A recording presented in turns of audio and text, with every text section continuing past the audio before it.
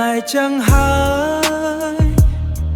តែបងក៏មិនខំអីប៉ុន្មានទេ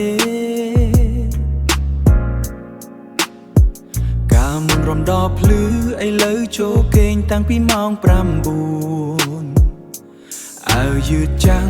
ជើងស្លេកប៉ាត់តែប៉ាត់តែបេះដូងបងនៅតែវ័យជំទង់រាល់ថ្ងៃពីសេងពេលអូននឹងដឹងភួយពីដៃបង Yeah so soulful ពុកម៉ែចឹងហើយតែយើងក៏ចាំដែរចាំក្នុងក្តីស្នេហ៍ចាំក្នុងសំបងឈឺក្នុងឈឺចង្កេះតែសប្បាយចិត្តមានតែកាហ្វេក្តៅនិងទាពុកម៉ែ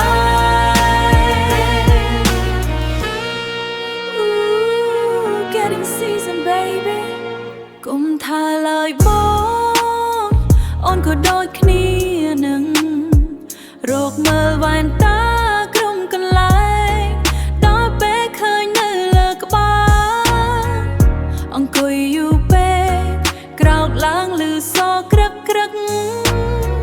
Oh Lord help me up តែអូនស្រឡាញ់ភាពចាំង